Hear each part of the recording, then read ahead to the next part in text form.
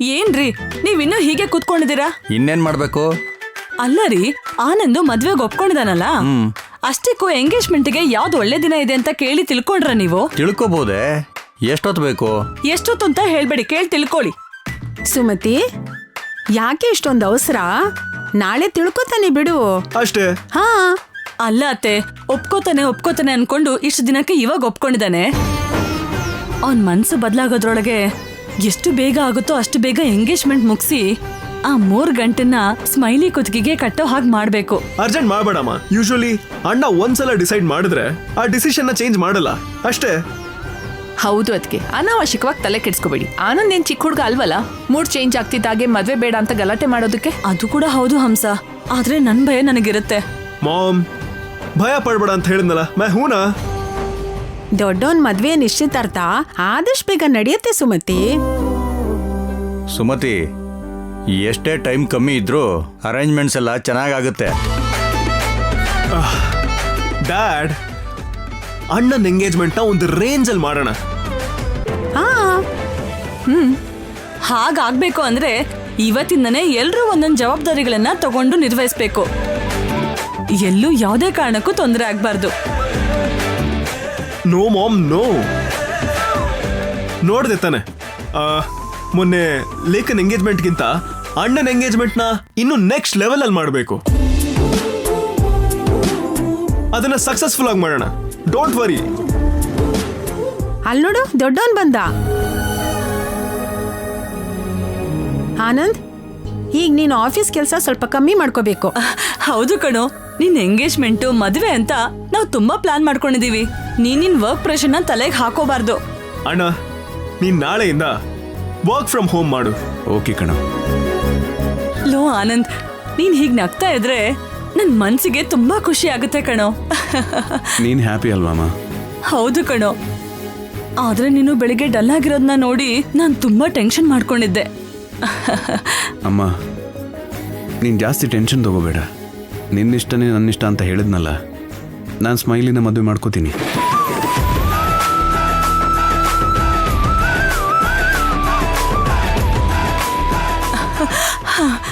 ಅಮ್ಮಯ್ಯ ಹಂಸ, ನಾವಿನ್ ತಡ ಮಾಡ್ಬಾರ್ದು. ಆದ್ರೆ ನಾಳೆನೆ ಸ್ಮೈಲಿ ಅವ್ರ ಅಪ್ಪ ಅಮ್ಮನ ಮನೆಗ್ ಬರಕ್ ಹೇಳು, ಎಲ್ರೂ ಮಾತಾಡೋಣ. ಆಯ್ತು ಅದಕ್ಕೆ.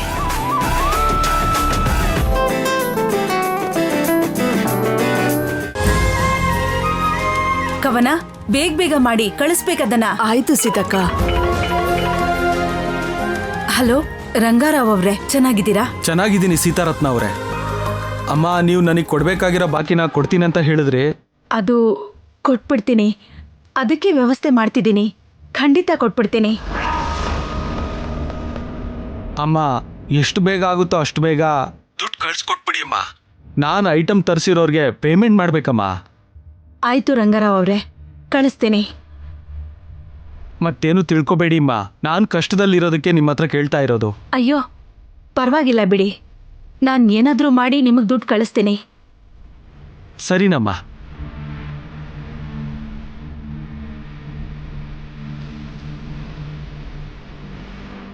ಏನಾಯ್ತಮ್ಮ? ಮೊನ್ನೆ ಬಂದಿದ್ದ ಅಂಗಡಿಯವ್ರಿಗೆ ನಾನು ದುಡ್ಡು ಕೊಡ್ಬೇಕಲ್ಲಮ್ಮ. ನನಗೆ ಸಾಲ ಮಾಡೋದಂದ್ರೆ ಇಷ್ಟ ಇಲ್ಲ. ಅಂಥದ್ರಲ್ಲಿ ಮನಸ್ಸಿಲ್ದೇ ಇದ್ರು ಅಮ್ಮನ ಮಡ್ಲಿಗೋಸ್ಕರ 3 ತಿಂಗಳಿಂದ ಅವ್ರ ಅಂಗಡಿಯಿಂದ ಸಾಮಾನೆಲ್ಲ ಸಾಲದಲ್ಲಿ ತಗೊಂಡು ಬಂದಿದ್ದೀನಿ. ಆದ್ರೆ ಆದಾಯ ಕಡಿಮೆ ಆಗಿ ಖರ್ಚು ಜಾಸ್ತಿ ಆಗ್ಬಿಟ್ಟಿದೆ. ಇತ್ತೀಚೆಗೆ ನಮಗೆ ಕ್ಯಾಟ್ರಿಂಗ್ ಕೂಡ ಸಿಗ್ತಾ ಇಲ್ಲ. ಅದಕ್ಕೆ ಅವ್ರಿಗೆ ಬಾಕಿ ಕೊಡಕ್ಕಾಗಿಲ್ಲ. ಸ್ವಲ್ಪ ಸಮಯ ಕೇಳಿಮ್ಮ. ಅವ್ರಿಗೆ ನಮ್ಮ ಬಗ್ಗೆ ಗೊತ್ತು, ಅದಕ್ಕೆ ಈ 3 ತಿಂಗಳಿಂದ ಅವ್ರು ಕೇಳೇ ಇಲ್ಲ. ಆದ್ರೆ ಅವ್ರಿಗೂ ಕೂಡ ತೊಂದರೆ ಆಗತ್ತಲ್ವಮ್ಮ? ಹೌದಮ್ಮ. ನನ್ನ ಹತ್ರ ಅಡ ಇಡೋದಕ್ಕೂ ಏನೂ ಇಲ್ಲ. ಮೊನ್ನೆ ತಾನೇ ಬಳೆ ಮಾರಿ ಲಾಯರ್ಗೆ 2 ಲಕ್ಷ ಕೊಟ್ಟೆ. ಅದಕ್ಕೆ ಇವ್ರಿಗೇನು ಹೇಳಬೇಕು ಅಂತ ಗೊತ್ತಾಗ್ತಿಲ್ಲ. ನನಗೆ ಬೇರೆ ದಾರಿನೇ ಕಾಣಿಸ್ತಿಲ್ಲ. ಅಮ್ಮ, ನೀವು ಈ ವಿಷಯದಲ್ಲಿ ಅನಾವಶ್ಯಕವಾಗಿ ಟೆನ್ಷನ್ ಮಾಡ್ಕೋಬೇಡಿ. ಟೆನ್ಷನ್ ತಗೊಳ್ದೆ ಏನ್ ಮಾಡ್ಲಮ್ಮ? ಇಷ್ಟು ವರ್ಷ ನನ್ನ ಜೀವನದಲ್ಲಿ ಇಂಥ ಸಮಸ್ಯೆಗಳು, ಅಡ್ಡಿ ಆತಂಕಗಳು ಯಾವತ್ತೂ ಎದುರಾಗ್ಲಿಲ್ಲ. ಸಮಸ್ಯೆಗಳು ಬಂದಾಗ್ಲೇ ಅಮ್ಮ ನಾವಿನ್ನು ದೃಢವಾಗಿ ಬದಲಾಗೋದು. ಹೌದಮ್ಮ, ಆದ್ರೆ ಏನ್ ಮಾಡ್ಬೇಕೋ ಗೊತ್ತಾಗ್ತಾ ಇಲ್ಲ. ಆದ್ರೆ ಒಂದ್ ಸಣ್ಣ ನಂಬಿಕೆ, ಯಾವ್ದಾದ್ರೂ ಒಳ್ಳೆ ಕ್ಯಾಟ್ರಿಂಗ್ ಬಂದ್ರೆ ಸಾಕು, ನಾವ್ ಈ ಸಮಸ್ಯೆಯಿಂದ ಖಂಡಿತ ಆಚೆ ಬರ್ಬೋದು. ಈಗಂತೂ ಸೀಸನ್ನೇ, ಆದ್ರೂ ಯಾವ್ದು ಕ್ಯಾಟ್ರಿಂಗ್ ಸಿಗ್ತಿಲ್ಲ. ಬರುತ್ತಮ್ಮ, ನೀವು ಅದ್ರ ಬಗ್ಗೆ ಯೋಚನೆ ಮಾಡೋದು ಬೇಡ. ಇಲ್ಲ ಬಿಡಮ್ಮ, ನನ್ ಟೆನ್ಷನ್ ಅಂದ್ರೆ ಇನ್ 10 ದಿನ ಮಾತ್ರ ಒಳ್ಳೆ ಮುಹೂರ್ತಗಳಿರೋದು, ಆಮೇಲೆ ಇರೋದಿಲ್ಲ. ಏನೇ ಬಂದ್ರೂ ಈಗ್ಲೇ ಬರಬೇಕು.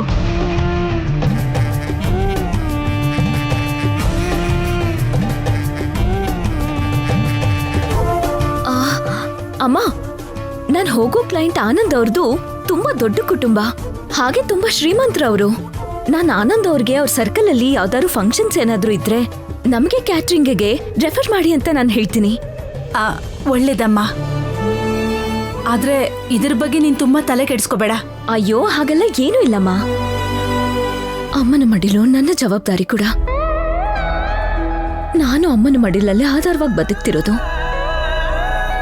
ನಾಳೆ ಅಮ್ಮನ ಮಡಿಲ ಸಂಸ್ಥೆಯಲ್ಲಿ ಅಮ್ಮನ ಮಡಿಲಿಗೆ ಒಂದು ಆಧಾರ ಸ್ತಂಭವಾಗಿರ್ತೀನಿ.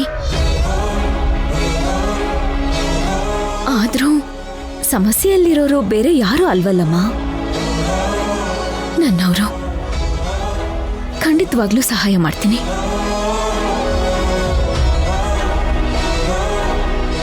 ಏನೋ ಒಂದು ಪ್ರಯತ್ನ ಮಾಡ್ತೀನಿ. ಯಾವ ಮಹಾತಾಯಿ ಹೆತ್ತ ಮಗಳು, ನಿನ್ನನ್ನು ಹೆತ್ತಿದ್ದಕ್ಕೆ ಆಕೆ ಪುಣ್ಯವಂತಳಮ್ಮ. ಯಾರಿಗಾದ್ರೂ ಸಮಸ್ಯೆ ಆದ್ರೆ ಜಾರ್ಕೊಂಡು ಹೋಗೋ ಜನನೇ, ಅಯ್ಯೋ ಪಾಪ ಅಂತ ತಪ್ಪಿಸ್ಕೊಳ್ಳೋ ಜನನೇ ಇರೋದು. ಅಂತ ಸ್ವಾರ್ಥ ತುಂಬಿರೋ ಪ್ರಪಂಚದಲ್ಲಿ ಕೇವಲ ಸ್ವಲ್ಪ ದಿನ ಆಶ್ರಯ ಕೊಟ್ಟಿದ್ದಕ್ಕೆ ಆಶ್ರಮನ ಸಮಸ್ಯೆಯಿಂದ ಆಚೆ ತರಬೇಕು ಅಂತ ಅನ್ಕೋತಿದೀಯಲ್ಲ. ನಿಜವಾಗ್ಲೂ ನಿನ್ನಂತ ಹೆಣ್ಮಗಳಿಲ್ಲಿರೋದು ಅದೃಷ್ಟ. ಇದು ಅದೃಷ್ಟ ಅಲ್ಲಮ್ಮ, ನಿನ್ನ ಆದರ್ಶ. ನನ್ನ ಹುಟ್ಟಿನ ಪುಣ್ಯ ನಿಂದಮ್ಮ. ನನ್ನ ಈ ಜನ್ಮದ ಸಾರ್ಥಕತೆ ಕೂಡ ನಿನಗೆ ಅಮ್ಮ. ಸರಿ ಅಮ್ಮ, ನನಗೆ ಟೈಮ್ ಆಯ್ತು, ನಾನು ಹೋಗಿ ಬರ್ತೀನಿ. ಹುಷಾರಮ್ಮ.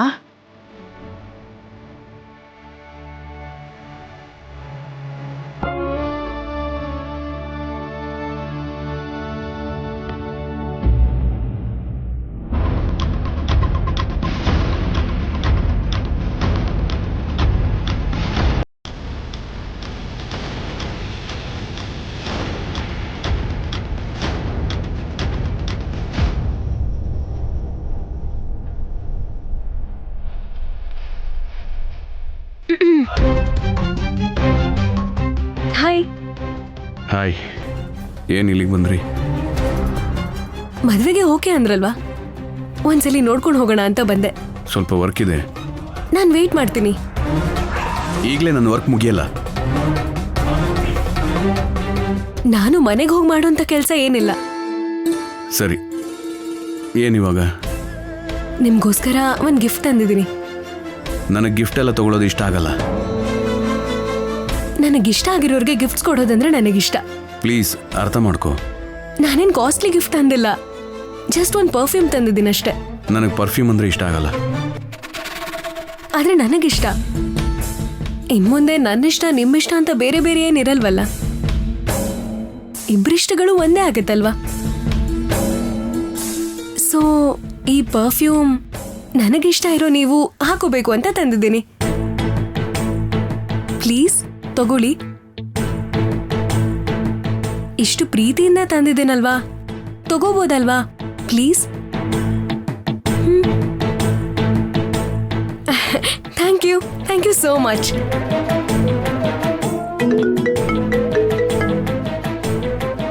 ಇಂಪಾರ್ಟೆಂಟ್ ಕಾಲ್ ಅಟೆಂಡ್ ಮಾಡಬೇಕು. ಯಾ ಓಕೆ, ನಾನು ಹೊರಡ್ತೀನಿ. ಬಾಯ್.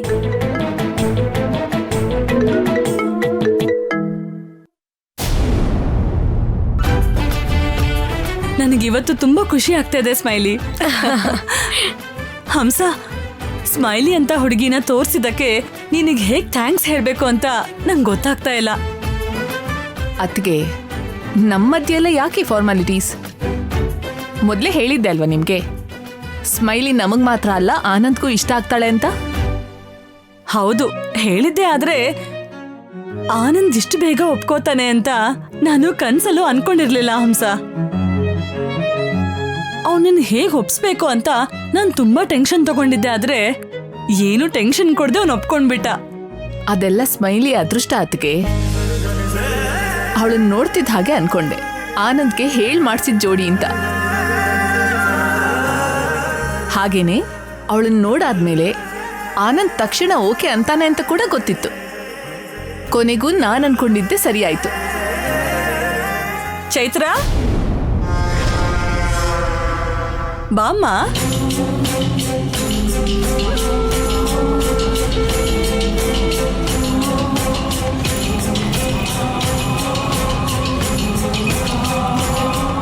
ಹಂಸ, ಅವಾಗ್ಲೇ ಹೇಳಿದ್ದೆ ಅಲ್ವಾ ಎಲ್ಲ ಸ್ಮೈಲಿ ಅದೃಷ್ಟ ಅಂತ. ಅಲ್ಲ, ಎಲ್ಲ ಚೈತ್ರನ್ ದಯೆ.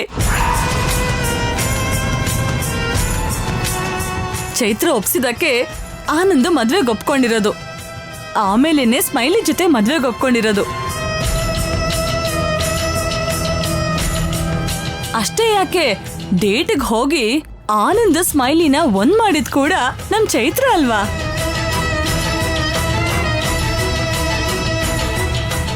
ಸರಿ ಅತ್ಗೆ, ಆ ವಿಷಯನ ಒಪ್ಕೋತೀನಿ. ಹಾಗಾದ್ರೆ ಏನಿವಾಗ ಅವಳಿಗೋಸ್ಕರ ನಮ್ಮ ಮನೆಯಲ್ಲಿ ಒಂದ್ ದೇವಸ್ಥಾನ ಕಟ್ಸೋಣ ಅಂತೀರಾ? ಹಾಗ್ಯಾಕೆ ಹೇಳ್ತೀಯ ಹಂಸ, ಇವಳು ಮಾಡಿದ್ದು ಒಳ್ಳೆ ಕೆಲ್ಸನೇ ಅಲ್ವಾ. ಒಳ್ಳೆ ಕೆಲ್ಸನೇ ಬಿಡಿ. ಹಾಗೆ ನಮ್ ಚೈತ್ರಗೆ ಏನೋ ಕೊಡ್ಬೇಕು ಅಂತ ನಾನು ನಿರ್ಧಾರ ಮಾಡಿದ್ದೀನಿ. ಮೇಡಮ್, ನನಗೇನು ಬೇಡ. ನೀನ್ ಸುಮ್ನೆ ಇರಮ್ಮ. ಮೇಡಮ್, ತುಂಬಾ ಚೆನ್ನಾಗಿ ನಾಟಕ ಮಾಡ್ತೀಯ ಕಣೆ. ಇದನ್ನ ಎಕ್ಸ್ಪೆಕ್ಟ್ ಮಾಡ್ಕೊಂಡೆ ಅಲ್ವಾ ಆ ಕೆಲ್ಸನೆಲ್ಲ ನೀನ್ ಮಾಡಿರೋದು. ಇವಾಗ ಯಾಕೆ ಏನೋ ತುಂಬಾ ಒಳ್ಳೆಯವಳ ತರ ಏನಾದ್ರೂ ಕೊಡ್ತೀನಿ ಅಂತ ಹೇಳಿದ್ರೆ ಬೇಡ ಅಂತ ಇದ್ಯಾ? ನಾನೇನು ಎಕ್ಸ್ಪೆಕ್ಟ್ ಮಾಡಿಲ್ಲ ಮೇಡಮ್. ಆಂಟಿ, ಅವಳೇನು ಎಕ್ಸ್ಪೆಕ್ಟ್ ಮಾಡಿಲ್ವಂತೆ ಬಿಡಿ. ಸ್ಮೈಲಿ, ನಿನಗ್ ಗೊತ್ತಿಲ್ಲ, ಇಂಥವ್ರೆಲ್ಲ ಏನಾದ್ರೂ ಒಂದು ಎಕ್ಸ್ಪೆಕ್ಟೇಷನ್ ಇಟ್ಕೊಂಡೇ ಕೆಲ್ಸಗಳು ಮಾಡೋದು. ಅಂಥದ್ರಲ್ಲಿ ಏನು ಎಕ್ಸ್ಪೆಕ್ಟೇ ಮಾಡದೆ ಕೆಲಸ ಮಾಡಿದಾಳೆ ಅಂದ್ರೆ ನೀನ್ ಹೇಗ್ ನಂಬ್ತೀಯ?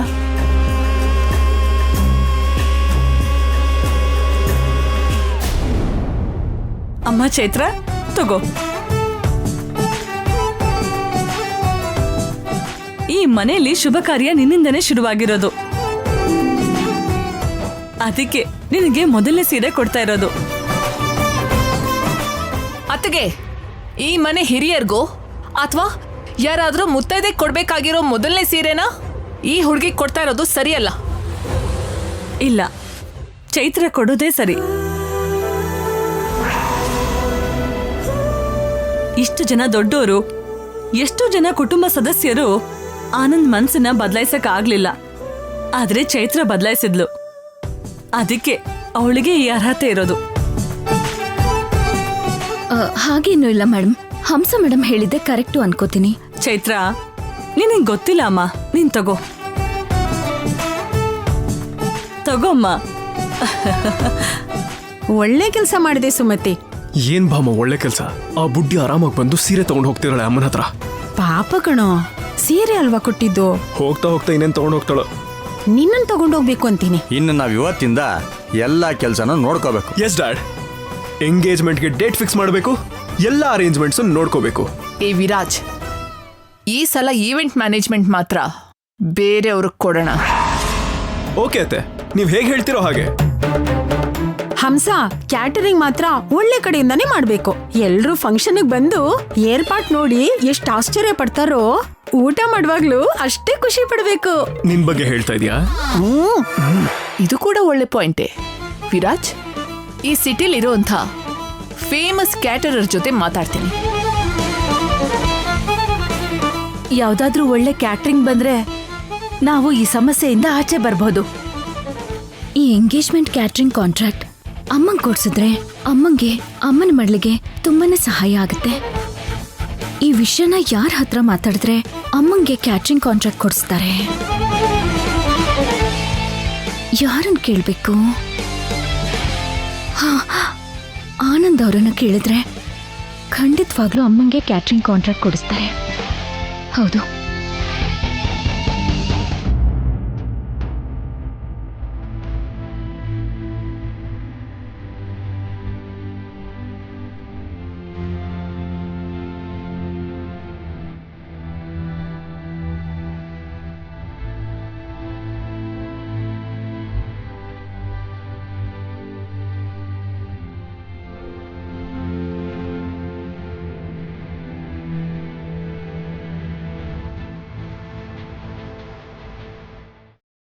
ಹಾಯ್ ಆನಂದ್ ಅವರೇ.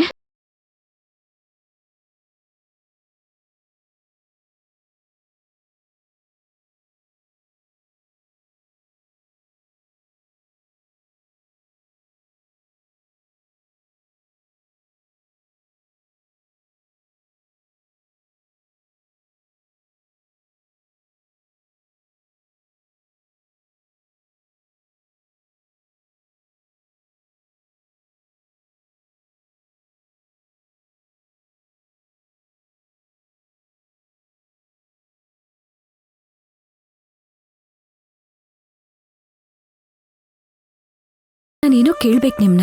ಏನ್ರಿ ಅದು? ಏನಿಲ್ಲ, ನಿಮ್ಮ ಎಂಗೇಜ್ಮೆಂಟ್ಗೆ ಕ್ಯಾಟ್ರಿಂಗ್ ಕಾಂಟ್ರಾಕ್ಟ್ ಕೊಡ್ತೀರಲ್ಲ? ಹೌದ್ರಿ, ಕೊಡ್ತೀವಿ. ಆ ಕಾಂಟ್ರಾಕ್ಟ್ನ ನನಗೆ ತುಂಬಾ ಬೇಕಾದವ್ರಿಗೆ ಕೊಡ್ತೀರಾ? ಅಂದ್ರೆ ಅವರು ಕ್ಯಾಟ್ರಿಂಗ್ ಮಾಡ್ತಾರೆ, ಆದ್ರೆ ಹೊರಗಿನ ಪರಿಸ್ಥಿತಿಯಿಂದ ಸ್ವಲ್ಪ ಆರ್ಥಿಕ ಸಮಸ್ಯೆಯಲ್ಲಿದ್ದಾರೆ. ನೀವು ನಿಮ್ಮ ಎಂಗೇಜ್ಮೆಂಟ್ ಕಾಂಟ್ರಾಕ್ಟ್ ಕೊಟ್ರೆ ಸ್ವಲ್ಪ ಸಮಸ್ಯೆಗಳಿಂದ ಹೊರಗಡೆ ಬರ್ಬೋದು. ಅಡ್ಗೆ ಅಂತೂ ಅದ್ಭುತವಾಗಿ ಮಾಡ್ತಾರೆ, ಆ ಗ್ಯಾರಂಟಿ ಅಂತೂ ನಾನು ಕೊಡ್ತೀನಿ. ಅಷ್ಟಕ್ಕೂ ಯಾರವರು? ನಮ್ಮ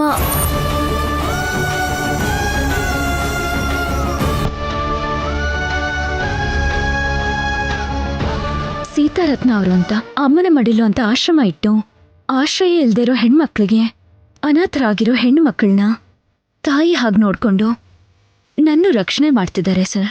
ನಮ್ಮ ಸೀತಮ್ಮ. ಅಲ್ಲೇ ನಾನು ನನ್ನ ತಂಗಿ ಕೂಡ ಇರೋದು. ನೀವು ಕಾಂಟ್ರಾಕ್ಟ್ ಕೊಟ್ರೆ ಅಮ್ಮನ ಮಡ್ಲಿಗೆ ಸಹಾಯ ಮಾಡ್ದಾಗುತ್ತೆ. ಅಮ್ಮನ ಮಡ್ಲಲ್ಲಿರೋ ಪ್ರತಿಯೊಂದು ಹೆಣ್ಣು ಮಗಳಿಗೂ ತುಂಬಾ ಸಹಾಯ ಮಾಡ್ದಂಗಾಗುತ್ತೆ.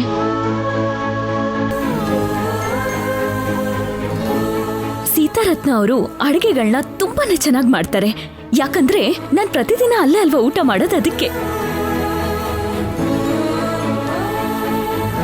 ಹಾಗೆ ನಿಮ್ ಎಂಗೇಜ್ಮೆಂಟ್ಗೆ ಬಂದಿರೋ ಪ್ರತಿಯೊಬ್ರು ಫುಡ್ ವಿಷಯದಲ್ಲಿ ತುಂಬಾ ಸ್ಯಾಟಿಸ್ಫೈ ಆಗ್ತಾರೆ ನೋಡಿ. ಅಷ್ಟಕ್ಕೆ ಮಾತ್ರ ನಾನು ಗ್ಯಾರಂಟಿ ಕೊಡ್ತೀನಿ ನೋಡಿ. ತುಂಬಾ ಚೆನ್ನಾಗಿ ಹೇಳಿದ್ರಿ. ಈ ಕಾಲದಲ್ಲಿ ಕೆಲಸ ಮಾಡಿಸ್ಕೊಂಡು ಸಂಬಳ ಕೊಟ್ರೆ ಸಾಕು ಅಂತ ಅನ್ಕೋತಾರೆ. ಸೀತಾರತ್ನ ಅಂದ್ರೆ ಅವತ್ತು ಪೊಲೀಸ್ ಸ್ಟೇಷನ್ಗೆ ನಿಮ್ ಜೊತೆ ಬಂದ್ರಲ್ವಾ, ಅವರೇನಾ? ಹೌದು ಸರ್. ಓಹ್, ನಿಮ್ಮ ಅಮ್ಮ ಅನ್ಕೊಂಡಿರಿ.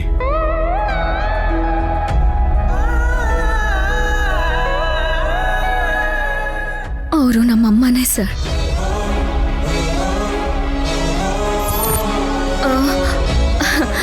ಅಂದ್ರೆ ನನ್ನ ಹಾಗಿರೋ ಎಲ್ಲ ಹೆಣ್ಮಕ್ಳಿಗೂ ಅವರು ತಾಯಿನೇ ಸರ್, ನಮ್ಮ ಸೀತಾರತ್ನ ಅವರು.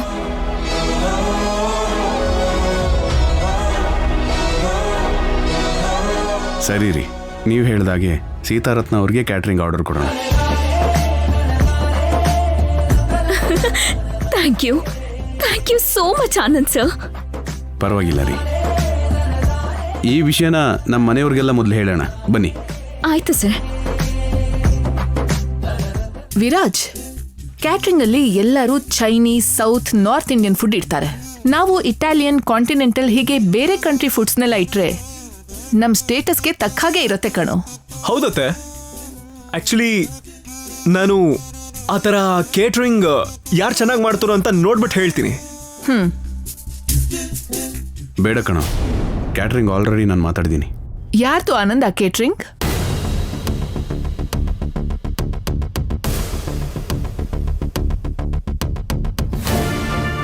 ನಮ್ಮೆಲ್ರಿಗೂ ಚೆನ್ನಾಗಿ ಗೊತ್ತಿರೋರೆ. ನಮ್ಮೆಲ್ರಿಗೂ ಚೆನ್ನಾಗಿ ಗೊತ್ತಿರೋರಾ? ಯಾರು ದೊಡ್ಡೋನೆ? ಸೀತಾರತ್ನ ಅವರು.